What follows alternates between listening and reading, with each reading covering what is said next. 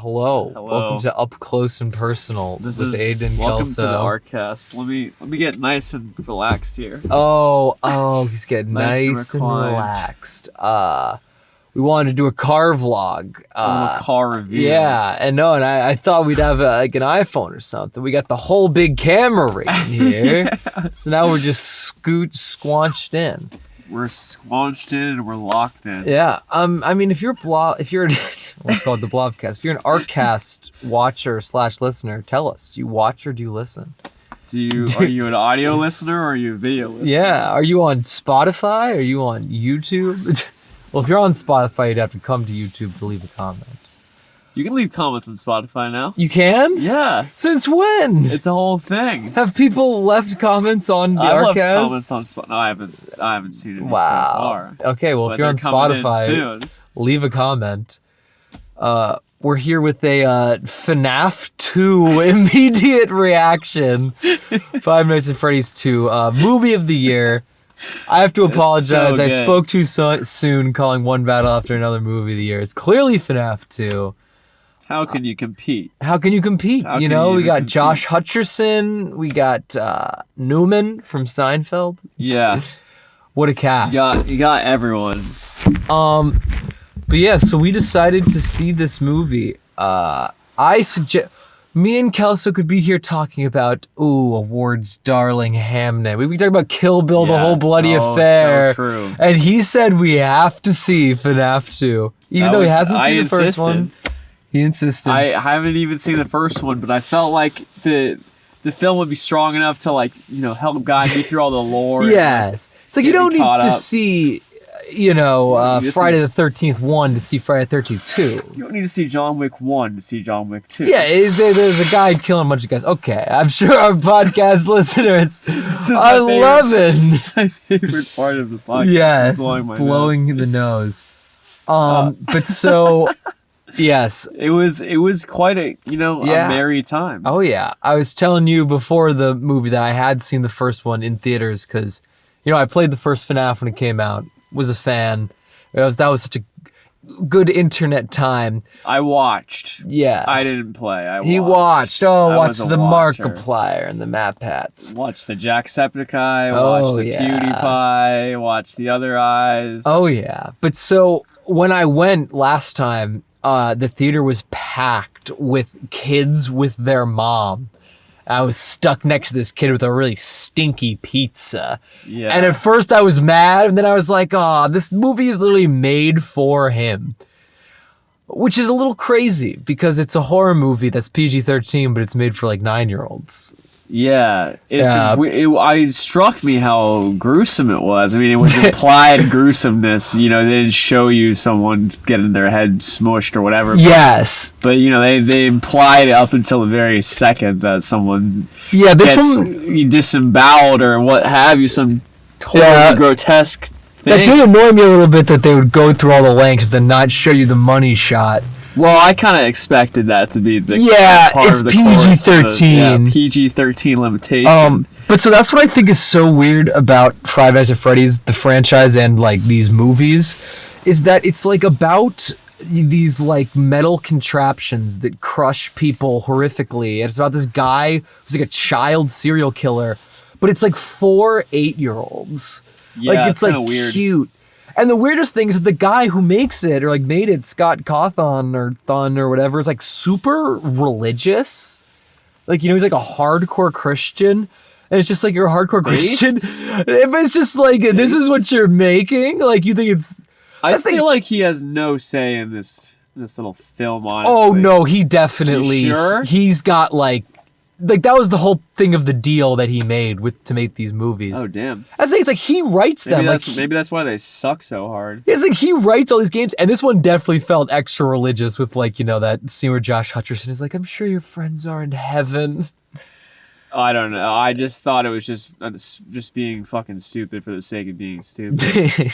I couldn't tell up from down in that film. It was kind of like a big haze. I mean, honestly. yeah, but there's definitely like themes though. There's a lot of themes. There's like the themes of friendship, themes of loss. Oh yeah, themes of it's a movie about trauma. themes of science and exploration and I don't know innovation. well, I guess kind of. They go to a science fair. That's kind of the weirdest thing is that it's just like they're kind of like talking about building these robots. Like, I guess this is a series about building robots. I mean, yeah. but no, but so I feel like overall, that's the trouble with these movies is that like the concept is so easy. Like think about how easy the concept of this movie is for a horror movie where it's like, oh, the killer robots who in the last movie were terrorizing people in this abandoned joint. Now they're taking the city. They're out and they're killing people. It's like that's like such Jurassic a slam Park.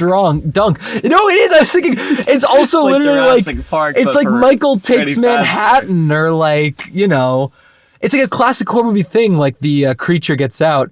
That's why it's so weird that this franchise about killer robots is like, no, but they're dead ghost children. They're actually cute. Like, you know, like you didn't see the first one. That's why the first one is so crazy. Is like they spend like the first half of the movie terrorizing Josh Hutcherson, and then the daughter comes in. She's like, no, they're actually friendly and fun, and they start like having like a dance party. It's like, what the Yeah. fuck is this? Like, what is this movie? Yeah, I mean, I definitely was in physical pain while I watched it, and it felt like my body regulation was off. I will admit that before coming to this theater, I was probably inhaling like a little bit of plastic fumes. So like I feel like my whole vibe was That's just true. like in like a kind of like not normal state of Yes. mind. And so coming into the film, I did feel as though like it really threw off whatever balance I had left. It really just like threw it off completely. It is a fever dream. I was thinking fever dream a lot during the movie. And yes, for the viewers at home, another reason we're doing the car review is because the studio is currently full of toxic fumes that Andrew's been breathing. The brain cell limiting fumes. He promises that they weren't there when we were last recording, but I don't know. That's been slow incremental. Just keep getting more and more fumes, and finally it got to be too much. Yeah. But no, so I definitely think bizarre is like the key word here for this movie, because it's like, it's just kind of weird. Like they kind of try to be scary, but then come off weird, but then that kind of makes it unsettling in its own way. Like there's like this weird, they meet this like weird security guy, you know, with like the big eyebrows. Yeah. And he's just kind of like always smiling like, oh, it's going to be a big celebration soon. Like the brother guy? Yeah, the guy, spoilers, full spoilers for FNAF 2. We won't say who he's the I just said it was the security guard. Say it's the brother. But it's the security guard. There's just so much stuff in this film that's like, it's like even like it was shocking because it's like if you want to make it so you know everyone can enjoy it, this intergenerational event, you know, similar to the Minecraft movie, this intergenerational type atmosphere, and then even to like a child watching, nothing would make sense. Like it's just like there's really no like. It just kind of jumps from like one thing to the next. Yeah. There's really like nothing to follow except it's just like they just say like in each scene they'll just say exactly what is happening. Yeah. Like, oh, I'm sad. I miss my friends. Oh, okay. I need to go see like, my friends. This is what's happening. I'm going here. Yeah, That's the thing. I was thinking about how it's like with the games, what made like the original games so good is that it's just like, first of all, it's just the concepts, just the animatronics, and the lore is all like, the fun of it was, exploring the lore, and like, MatPat did a whole video on it. But with this movie, it's like You're the lore expert, I don't know. That's the thing, I stopped after like the first few games. But my point is that with this movie and the first one too, it's like, there's constantly like info dumping. Like they tell you immediately that they're like these like ghost children. And they're constantly talking about this, like, the murder and the history of it.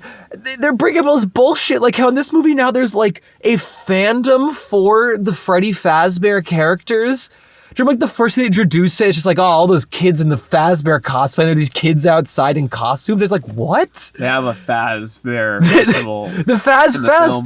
It's like, you're telling me, like, the cool kids around this town are all just, like, casually dressing up as characters from a defunct Chuck E. Cheese knockoff?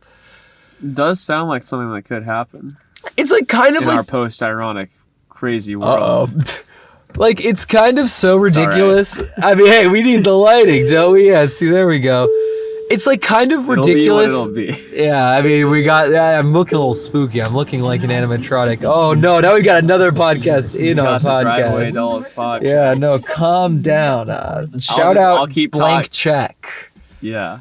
But no, yeah, it's one of those things where it's like that would be ridiculous. Like what I liked about this movie more than the first, I think it was a little more campy and ridiculous and stupid in a way that was fun.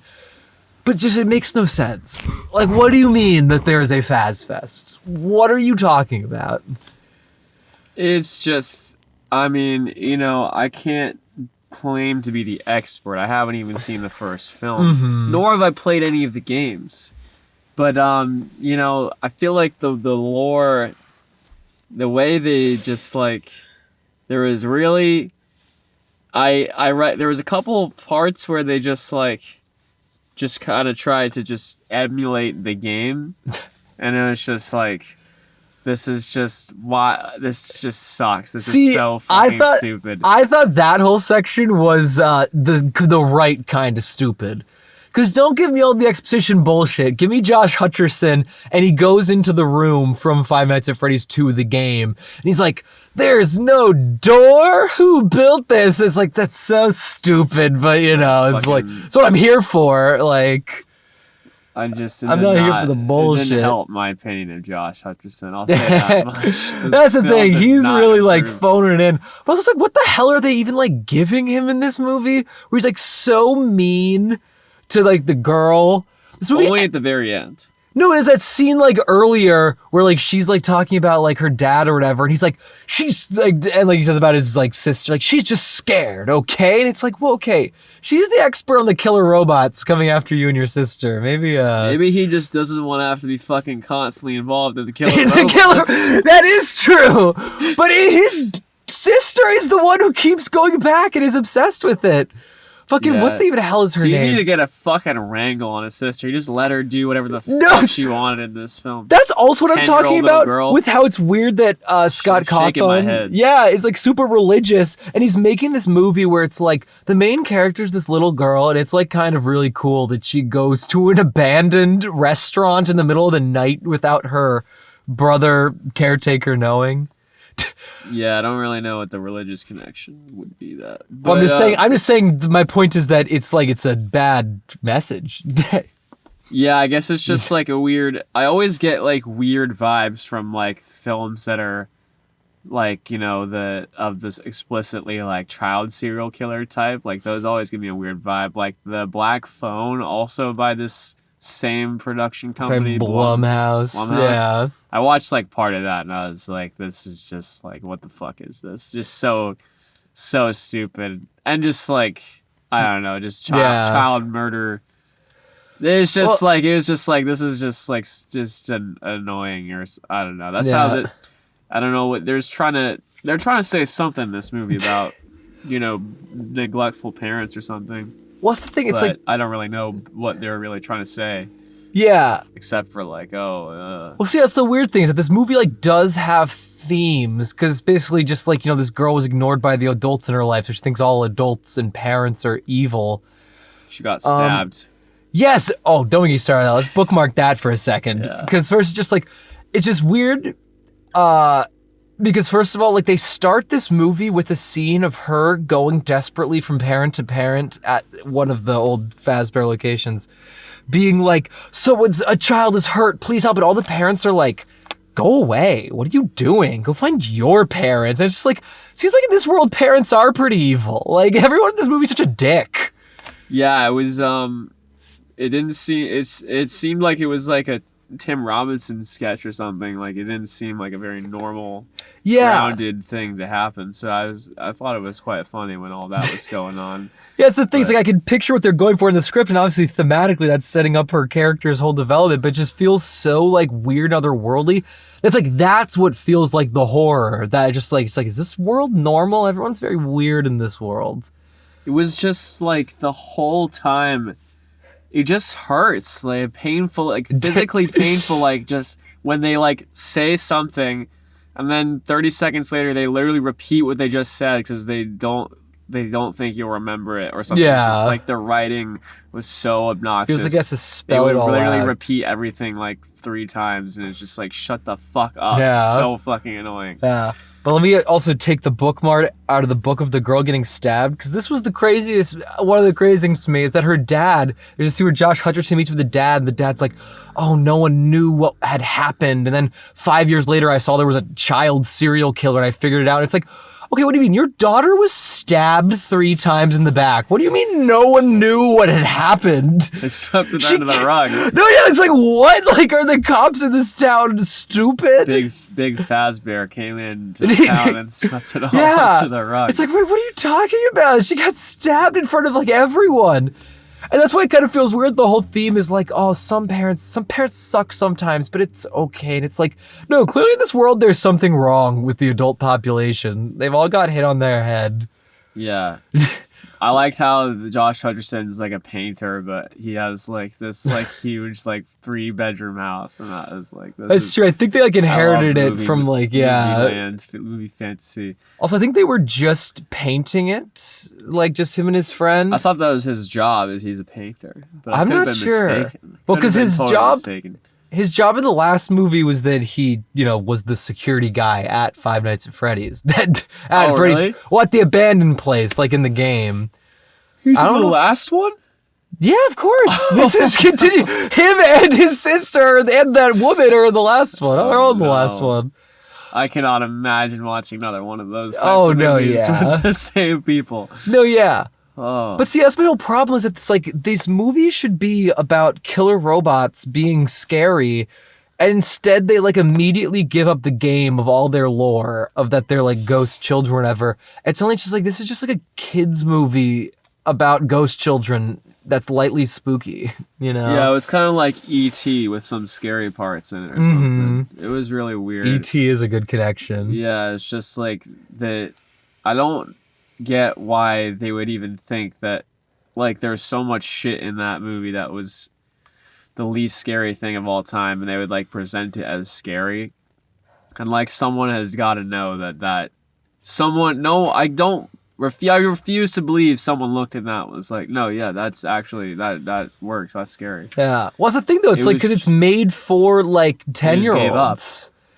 But it's just weird to make something that's for 10-year-olds that also it's just like, oh, there is a guy that gets like cut apart and like sliced up, and they show his entrails falling from the ceiling. I wonder if this movie's gonna flop. I feel like. Not a I chance. feel like we saw it. I know. We saw it. We got our. I don't see any. This is the first movie I've seen in months. I know, isn't that crazy? Mr. Movie over here, and I want to see all these movies, and he wants to see FNAF too. I just sometimes you need a break from the normalcy. You need to like. We need a break. You haven't watched a movie since one battle after another. You need to shake it all up. You can't just have like. You can't just have like a nice like Hollywood classic. You need like something. No, I agree. To really shock the system. Well, that's the other thing that it's just like, I wish we had better modern schlock. It's like, I guess guys back in the day would probably walk out of like fucking Friday the 13th 2 and be like, that was the worst movie I've ever seen. But it's like, there's just like this like level of craft that's not there like purposefully with a movie like this. And it's just like, come on. What happened to the slashers? What happened to the movies? Total crap. I was in shock. I saw Suicide Squad. That film left me in shock. I was like, can it get any worse than this? Probably not. So far, not much has really gotten close to as bad as that. But this one came close. Close to Suicide Squad 2016. Suicide Squad levels. And that is quite impressive to get close to Suicide Squad 2016. Because I don't. It's like, that's a type of movie where it's just like, wow, everyone just gave up. Everyone it's like no one cared. Everything that was like in it was like, yeah, it's like, is this scary? No, we have to do it though. Yeah. So it's there you go. It's there. Yeah, it's like, just here you go. Here's like, Suicide Squad and a plate. Just it's just sad. It's just, that's the thing. Yeah, it's like there are people who can do schlock, like in like a good, fun way, Just make it entertaining at Make least. it, yeah.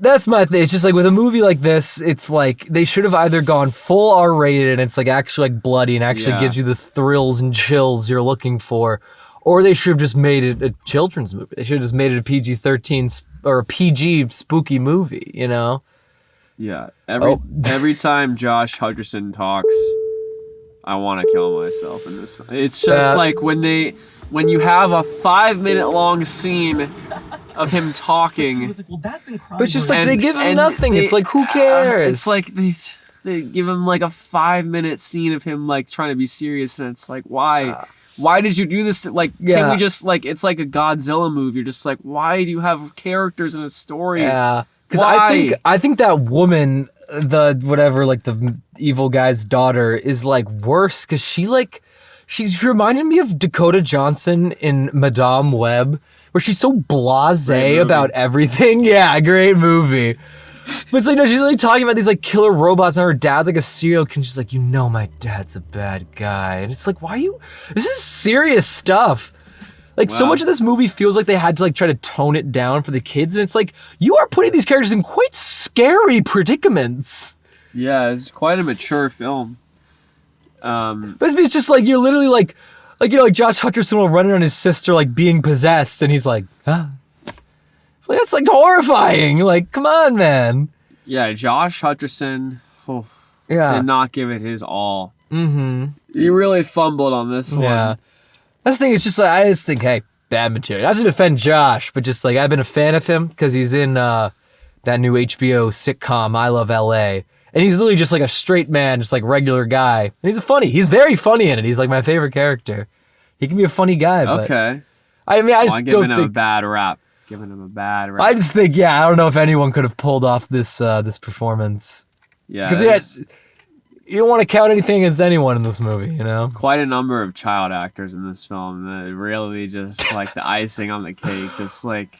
honestly, the movie would have been saved if they like just had child actors, because when it was just child actors, it was very funny. Oh, it was yeah, very silly. Her friend, like the main girl's like friend, is like so small. That like boy she's friends with, he's like 3 apples tall. He always cracked me up. There's that like scene where like the teacher's like, "There's no booth for you."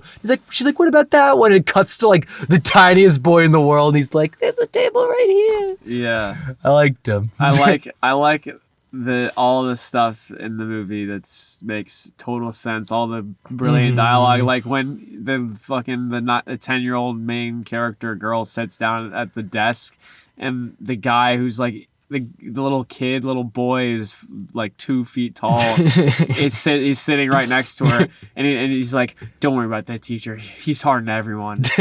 You're in the same class. No, yeah, it's like, wait, you guys are friends. Yeah, you got. Yeah, she's been in the class. Yeah, it's like her first day at school. Like, who the fuck wrote this? Like, yeah, it's pretty clear that he's tough on everyone. He's literally the biggest asshole in the world. Something will happen, and then a character will just say what just happened. Yeah. Then it happens every single scene. That's another whole point that I'm talking about, where it's like, I get that he's supposed to be funny. It's like Newman from Seinfeld on Ozempic, but like they make him the most evil teacher in the world, and it's just like, this is just like a cartoon. Like, this isn't like... This makes this whole thing feel like a farce, Yeah, I feel like it's hard to come back from, like, if you just have insufferable dialogue the whole time. Like, if it's, like, if it's funny, then, like, you can laugh. But, like, when they're just, like, when every single scene there's, like, something that's just, like, physically painful, it's like, I can't take it anymore. Yeah. I cannot take it anymore. I cannot sit here. I can't take the teacher...